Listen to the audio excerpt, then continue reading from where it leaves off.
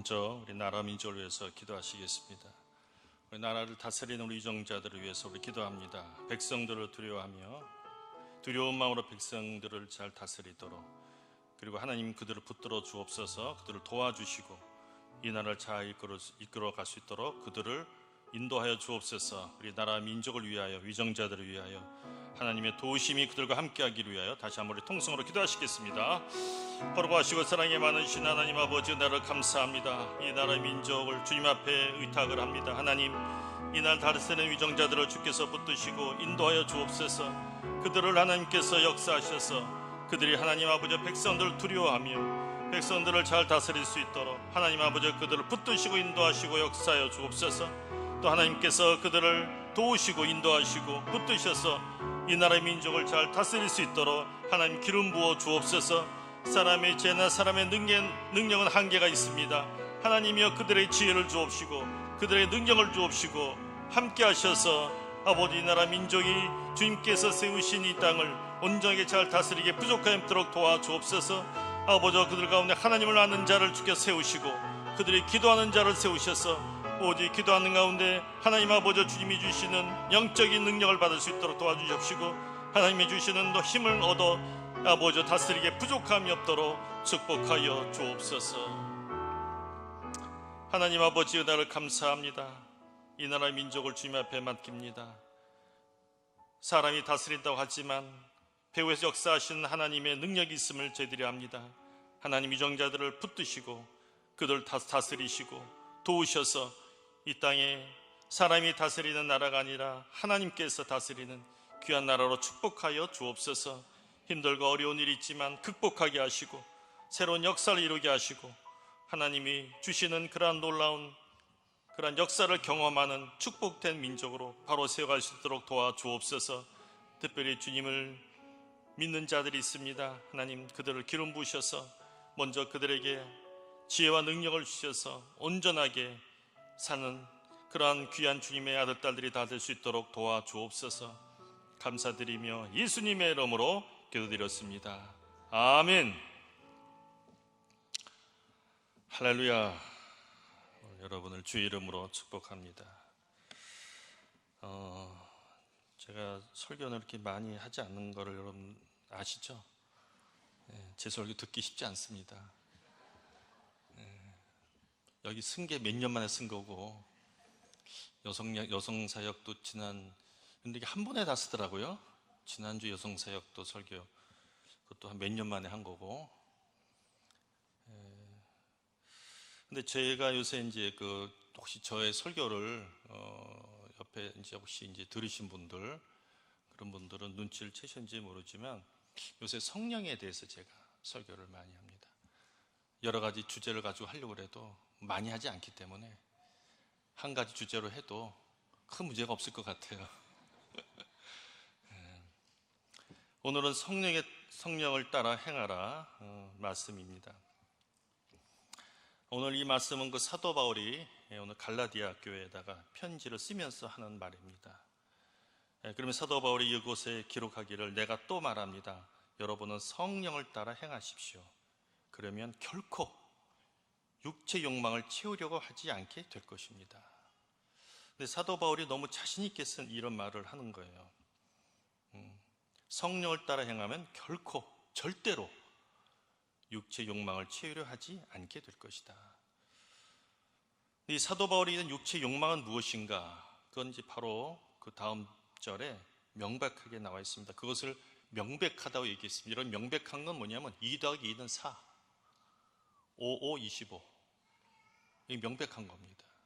그래서 가끔 제가 머리가 이렇게 좀 아프고 뭔가 이렇게 좀 머리가 딩할 때는 더하기를 해요. 5 더하기 5, 10. 8, 8이 64. 그러면 너무 머리가 깨끗한 거예요. 이렇게 뭐가 어둠이 싹 물러가고 진리가 머릿속에서 이렇게 자리 잡은 느낌. 근데 오늘 여기 읽어보니까 육체의 일은 명백합니다.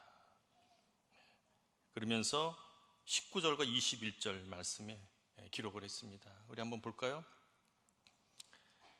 같이 한번 읽을까? 시작. 육체의 일은 명백합니다. 곧 음행과 더러움과 방종과 우상 숭배와 마술과 원수 맺음과 다툼과 시기와 분노와 이기심과 분열과 분파와 질투와 술 취함과 방탕함과 또 이와 같은 것입니다. 그래서 제가 해당된 거 몇 개인가 좀 쉬어갔어요. 있더라고요. 근데 사도 바울은 이런 말을 갈라디아 교인들이 한 이유는 뭐냐면, 복음을 받아들인 갈라디아 교회에게 복음을 받아들였다고 하면서도 육체 욕망을 따라 사는 사람이 많은 거예요. 또한 그런 삶을 살면서도 하나님을 믿다고 얘기하고 하나님의 나라를 소유했다고 이야기를 하는 거예요. 너무 자연스럽게. 그러니까 사도 바울이 21절에 뭐라고 그러냐면은, 내가 전에 경고한 것처럼 지금도 경고합니다. 아주 경고한다고 해요. 경고. 이런 일을 행하는 사람은 하나님의 나라를 상속받지 못할 것입니다. 이상하다. 하나님의 나라를 상속받지 못한, 너무나 담대하게 단정적으로 사도 바울이 얘기를 합니다. 근데 사도 바울이 어떻게 해서 이렇게 자신 있게 얘기할 수 있는가, 그걸 생각을 했어요. 그렇지 않아도 저는 사도 바울에 대해서 좀 많은 생각을 옛날부터 했습니다. 왜냐하면 사도 바울이 나이가 한 30살쯤 돼서 다메섹에서 예수를 만나고, 그리고 나이가 한 55세 정도 좀 돼가지고 그가 로마로 가서 60세쯤에 로마에 옥에 갇혀서 64세쯤에 돌아가십니다. 근데 그동안에 사도 바울이 쓴 편지 내용이라든지 그의 삶을 볼 때 한치의 흐트럼이 없어요. 그 많은 세월 동안 한 30년, 35년? 그 세월에 사도 바울의 그 믿음이라는 것은 정열적으로, 열정적으로, 흐트림 없이 바르게, 올바르게 끝까지 갑니다. 마지막 그가 로마에서도 순교해버려요. 그러면서 사도 바울의 그 삶을 쭉 지켜볼 때, 이게 예수님이 그렇게 하셨다는 건 내가 이해가 되겠어요. 예수님이시니까 오셔가지고 3년 동안 공생에서 하시면서 십자가에 못 박혀 죽으시면서도 하나님 저들을 용서해 주옵소서, 저들이 자기 죄를 하는 일을 모르나이다, 이렇게 말하는 걸 볼 때 예수님이니까. 근데 바울이 35년간 그가 이 땅에서 다메섹에서 성령의 음성을 들은 거거든요. 하나님 예수 그리스도의 음성을 들은 거거든요. 그 음성을 듣는 그 사건 이후로 한 번도 사도 바울이 곁길로 갔다라든지 하나님을 부인했다든지 조금이라도 무슨 죄를, 그 내용이 없습니다. 그리고 그 모든 내용들 다 성경에 또 기록해 놨잖아요. 그래서 한번 저는 그의 삶을 한번 돌이켜 볼 때, 그가 크리스찬이잖아요. 그래서 하나님의 사람은 어떤 게 하나님의 사람인가, 나는 누구인가, 나에 대해서 여러분 마찬가지로 한번 좀 생각해 보았습니다. 먼저 나는 하나님께로부터 지음받은 자입니다. 근데 이 말도 안 되는 그런 학설이 있는데요, 인간은 그게 아니라 단세포에서 아메바부터 해가지고 물속에서 나와서 그게 물고기가 돼가지고 물고기가 비늘이 없어지고 하면서 그게 원숭이가 되고, 원숭이가 4발로 기어 다니다가 2발로 하면서 인간이 됐다. 이게 지금 진화론입니다. 그러니까 말도 안 되는 거죠. 정말 말도 안 되는 그러한 이론이 지금 모든 사람이 다 믿고 있어요. 괜히 신기해요. 그러나 성경 말씀은 뭐라고 그러냐, 우리가 하나님의 모습대로 만든 창조물이라고 합니다. 창세기 1장 27절 말씀 한번 보겠습니다. 같이 한번 읽겠습니다. 시작. 하나님께서 사람을 그분의 형상대로 창조하시니 곧 하나님의 모양대로 사람을 창조하시되. 여기까지 보겠습니다. 하나님의 모양대로 사람을 창조하시되.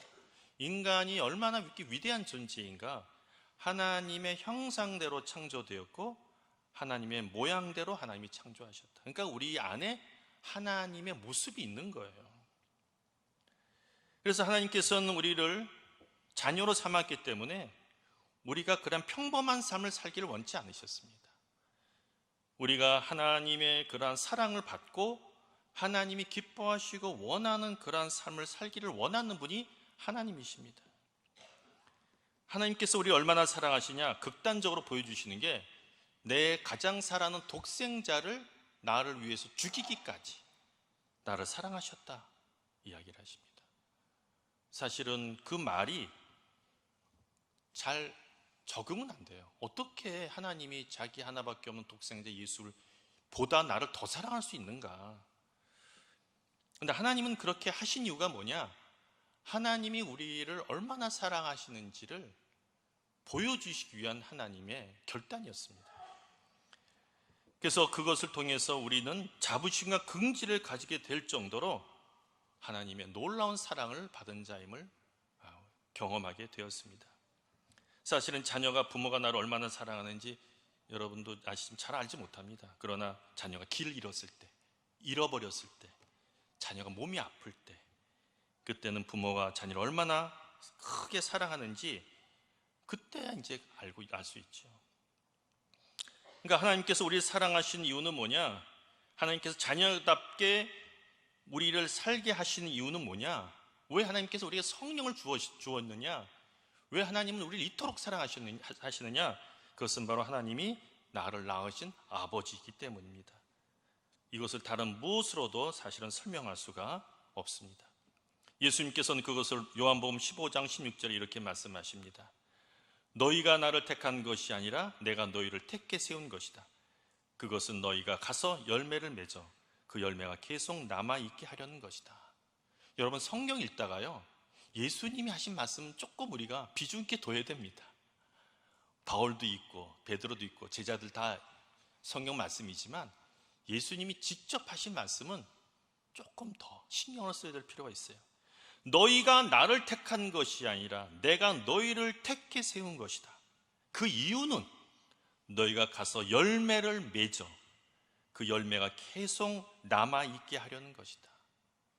내가 너희를 택한 것은 네가 너희 안에 하나님의 형상이 있는데 너희가 성령의 열매를 맺어 하나님의 자녀답게 살도록 하기 위해서 내가 택했다는 겁니다. 그냥 뭐 망나니처럼 처음부터 끝까지 다 마지막 하늘 나라 갈 때까지 이렇게 자기 마음대로 살다가 그냥 가도록 하기 위해서가 아니라 매일매일 하나님의 말씀으로 성화가 되어서 우리가 성령의 열매가 열리게 되어서 이제 그 열매가 많은 사람 앞에 저 사람 보니까 하나님은 살아계시다. 그렇게 불림을 받게 하기 위해서 우리를 택했다 이야기를 하고 있습니다. 그래서 주님은 조건 없이 우리를 택한 것은, 우리를 사랑한 것은 능력이 우리에게 있음이 아니요 오직 하나님께 있는 능력을 우리를 통해서 보여주기 위한 것인 줄로 믿습니다. 그래서 여러분 우리 크리스찬들이 가장 그 최고의 찬사는 뭐냐면 너를 보니까 하나님을 믿고 싶어. 야 정말 넌 어떻게 너를 보니까 하나님이 어떤 분인지 알겠어. 여러분 그런 말 있지 않습니까? 어떤 그 학교에서 대학교에서 교수가 너무 잘 이렇게 가르치니까 학생들이 찾아왔더래요. 교수님, 저도 교수님은 어떻게 해서 저희들 이렇게 사랑하십니까? 저희들한테 이렇게 잘해 주십니까? 그러니까 그 교수님이 그냥 나 예수 믿어 딱 이러더래요. 그래요? 저도 믿고 싶어요. 이랬던 거 아닙니까?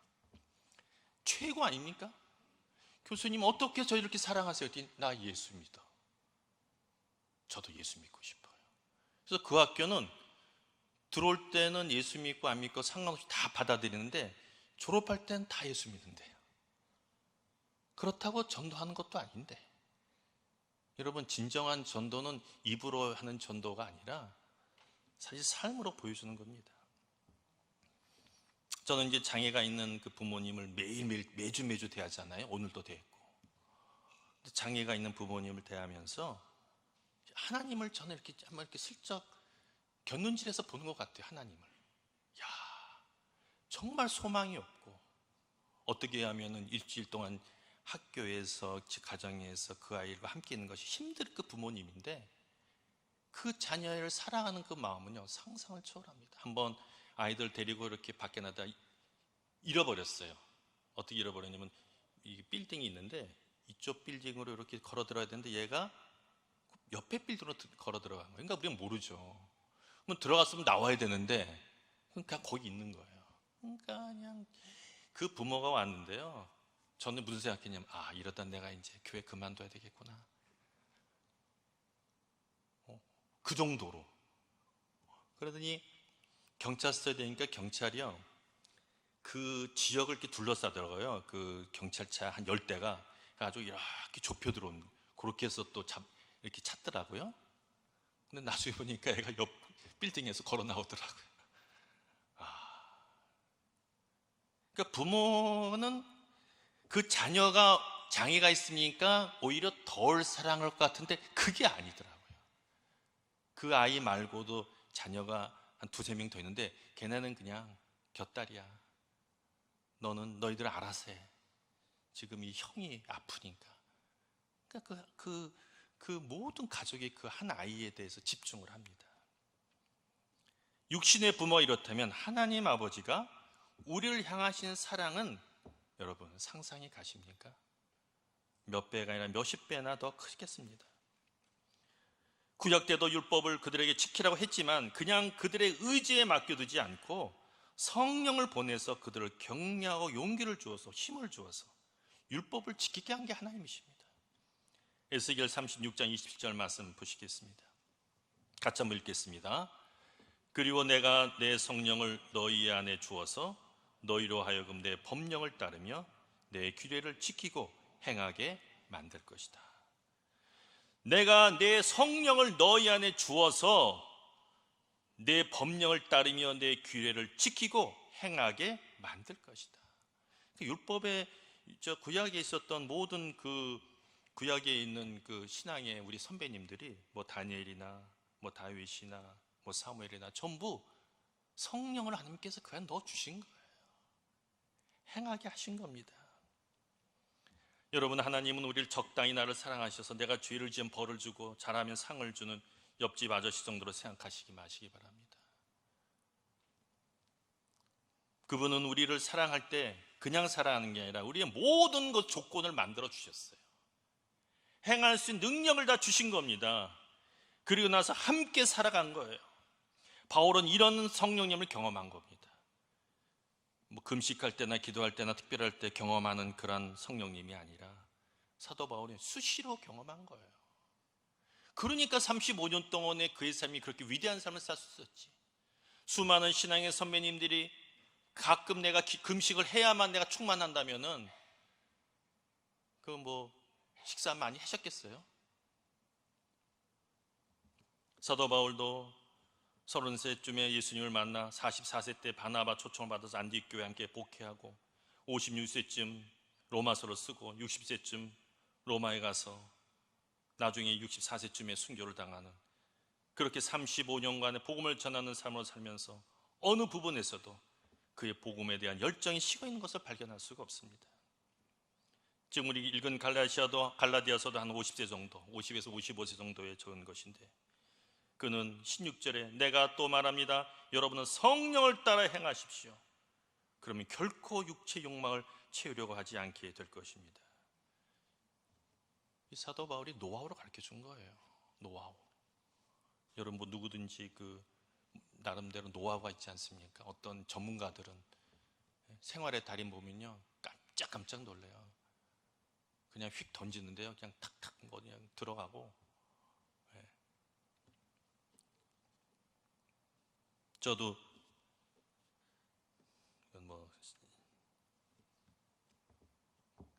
동화의 달인 해가지고 한번 개그 프로그램에 나가볼까 해서 한번 쓴 적이 있었습니다. 1살짜리한테는 동화, 3살짜리 동화, 5살짜리 동화, 7살짜리 이런 식으로 자기 나름 노하우가 있어요. 노하우. 가장 이렇게 말할 때 중요한 노하우는요, 편안하게 얘기하는 거예요. 편안하게 자기 목을 쓰지 않고. 근데 이 사도 바울은 어떤 게 있었냐? 성령을 따라 행하십시오. 그게 노하우였습니다. 성령을 따라 행하십시오. 여러분, 우리가 읽는 이 성경도요, 성령의 감동으로 기록된 겁니다. 그래서 성경을 읽을 때 감동이 있으신 분들은 성령의 감동으로 기록되어 있기 때문에 사실은 내 안에서 들려오는 성령의 감동으로 나오는 그러한 소리, 그런 음성 굉장히 중요합니다. 21절에 그럽니다. 내가 전에 경고한 것처럼 지금도 경고합니다. 이런 일을 행하는 사람들은 하나님의 나라를 상속받지 못할 것입니다. 사도 바울이 여기서 경고한다고 할 정도로 얘기했던 것은 분명하다는 겁니다. 그러면서 지금까지 자신 살아오면서 성령님이 역사하시는 것은 확실하게 우리한테 알려주고 싶었던 것입니다. 그러면서 22절과 23절에 성령의 열매, 성령의 충만한 가운데 하나님의 음성으로 내가 그 살은 가운데 내가 이것은 정말 성령님이 역사하신 거다, 열매다, 그런 것이 무엇인가도 22절 23절에 기록해 놨습니다. 우리 한번 보겠습니다. 성령 열매 시작. 그러나 성령의 열매는 얻어지는 것, 사랑과 기쁨과 화평과 오래 참음과 친절과 선함과 신실함과 온유와 절제입니다. 이런 것들을 금지할 율법도 없습니다. 그러니까 여러분, 여기 보니까 여러분들이 여기 어떤 분들은 사랑이 많은 분이 있어요. 또 어떤 분 보니까 친절한 분이 있어요. 또 어떤 분은 온유한 분이 있습니다. 또 어떤 분들은 선하신 분이 있고, 그것이 나의 어느 근본에서 온 게 아니라 하나님이 주신 거다고 생각할 때는 성령의 역사가 우리 가운데 이루어진 줄로 믿습니다. 여러분, 기도를 많이 하잖아요. 그러면 좀 인내가 생기더라고요. 그리고 기쁨이 있고, 사람이 주는 기쁨, 하나님이 주는 기쁨 틀립니다. 여러분들이 무슨 어떤 일에 좋은 일이 생겨가지고 내 자녀가 대학에 합격했다든지 어떤 물질적인 수입이 있다든지 그때 느끼는 거하고, 지금 상황에서는 기쁠 수가 없어요. 이건 지금 모든 사람 볼 때는 그때 기쁜 거야. 도대체 이게 어디서 왔을까? 이런 게 있는 거죠. 나 이렇게 참는 사람이 아닌데 참아줘. 어디서 왔을까?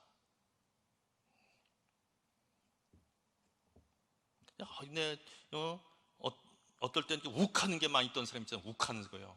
어떤 사람 욱하면서도 나 원래 욱하지만 금방 자기는 식는다고, 뒤끝이 없다고 그러는데, 하여튼 욱하는, 근데 절제가 되는 거예요. 이상하다.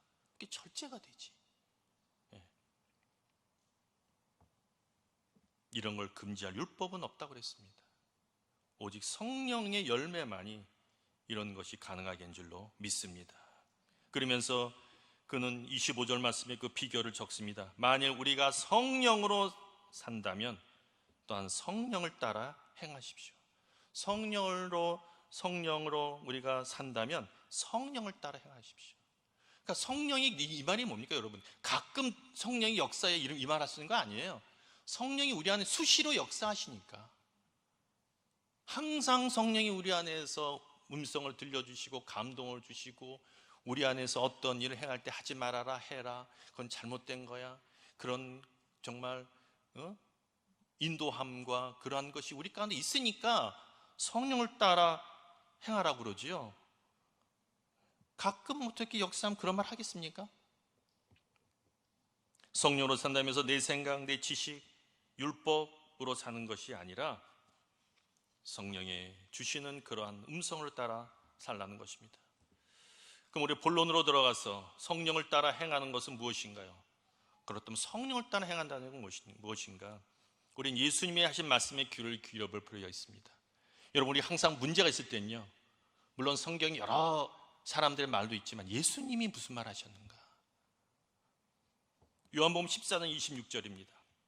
보혜사 곧 아버지께서 내 이름으로 보내실 성령께서 너희에게 모든 것을 가르쳐 주실 것이며 내가 너에게 말한 모든 것을 생각나게 하실 것이다. 모든 것을 가르쳐 주고 모든 것 생각나게 하실 것이다. 성령이 우리 가운데서 모든 걸 알려주신다는 겁니다. 아멘. 먼저 그 확신이 있어야 됩니다, 여러분. 바울은 디모데후서 1장 14절에 우리 안에 거하시는 성령의 도움을 받아 내게 부탁한 선한 일을 지키도록 하여라. 우리 안에 거하시는 성령의 도움을 받아 내가 내게 부탁한 선한 일들을 지키도록 하여라. 누구의 도움을 받으라고요? 성령의 도움을 받아. 예수님과 바울은 다른 것에 의지하지 않았습니다. 오직 그 안에 거하시는 성령의 도움을 받아 예수님과 바울은 하나님의 뜻을 이뤘고 힘을 얻었습니다. 예수님이 그 누구한테 가서 상담했다는 얘기 없잖아요. 바울이 누구한테 가서 물어봐가지고 그것에 대해서 그거 참 좋은 의견이야, 그런 내용이 없습니다. 성신앙의 선배들은 다 어떻게 그들은 그렇게 지혜롭게 행할 수 있었고 어떻게 하나님을 기쁘게 할 수 있었느냐? 그것은 바로 성령의 도우심으로.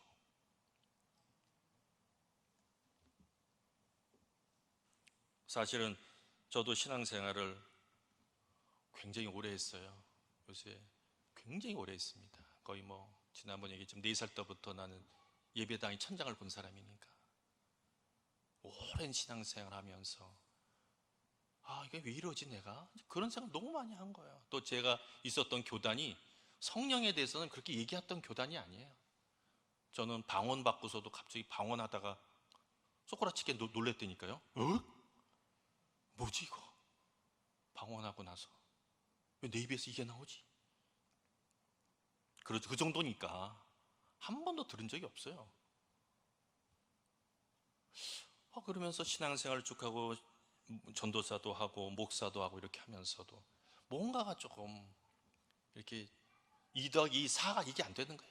2 더하기 2, 4.5? 이렇게. 맞나? 틀리나? 물 한 방울로 물 한 방울 더하면 1이래. 그래? 1 더하기 1, 2 아닌가?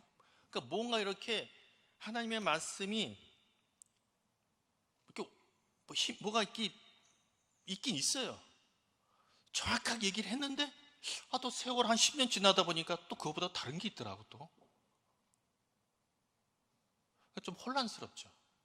많이 혼란스러운 거 아니에요. 그게 틀렸다고 그래서 결정적으로 틀린 거 그런 건 아닌데 혼란스러워요. 좀. 뭔가 다른 게 있을 텐데 하나님이 나를 이 정도로 해서 나를 하나님 말씀대로 살라고 할 정도가 아닌데 뭔가 다른 분명한 게 있을 텐데. 그러니까 성령님에 대해서도 생각하기를 성령님은 내가 죄를 지면 떠났다가 착한 일하면 다시 나에게 온 것 같아. 그러니까 어린이들한테도 부흥하면서도 설교하면서도 얘들아 너희들이 거짓말하면 하나님이 너희를 찾아오실 것 같아? 이러면서 이상한 말을 하는 거예요.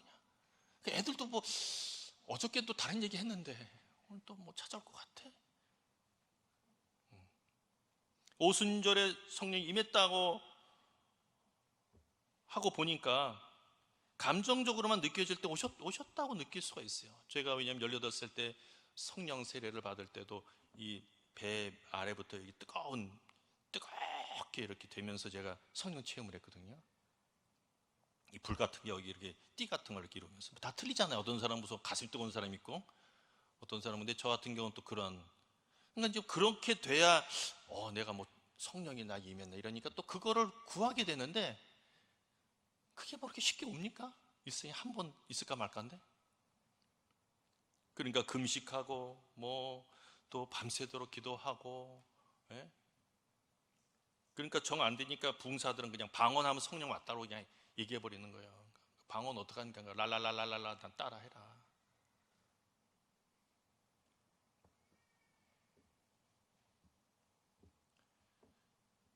인류는 인간 안에 무엇인가 있다는 걸 알고 있었어요. 인류는 인간 안에 무엇인가 있는데 이게 무엇이지? 무언가 있는 거예요. 네? 여러분 그 그리스 로마 철학부터 해가지고 현대 철학까지 철학은 지금까지 딱 하나입니다. 인간의 마음속에 신의 음성이 있다.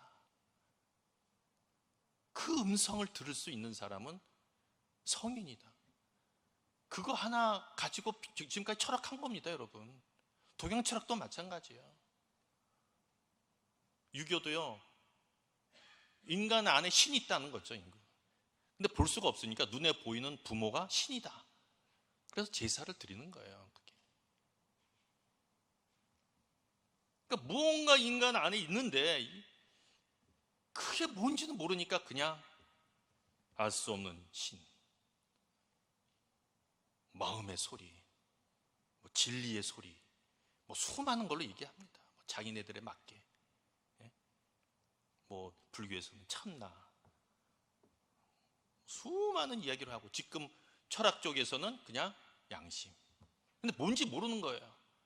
인간의 속에서 거짓말을 했을 때 거짓말이야, 잘못했을 때 그건 잘못된 거야, 그걸 얘기를 하는 거예요.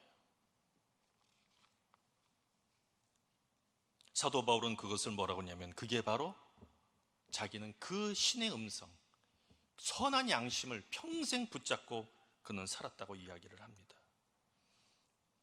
사도 바울이 들었던 것은요, 하나님께서 그 선한 양심, 그냥 양심도 인간이 그냥 이렇게 얘기한 양심 말고 말씀으로 새롭게 된, 변화된 인간의 그러한, 누구나 가지고 있는 그런 양심이 아니라 하나님의 말씀으로 새롭게 변화된 그러한 성령의 음성이 사도 바울의 모든 삶을 인도한 겁니다. 그리고 그는 그것을 10번, 20번, 그러므로 그가 나중에 고백할 때 나는 바로 하나님의 음성으로, 바로 그 선한 양심으로 하나님을 위해 살아왔다고 고백을 합니다. 우리 사도행전 23장 1절 말씀 한번 읽겠습니다. 사도행전 23장 1절 말씀 같이 한번 읽겠습니다. 시작.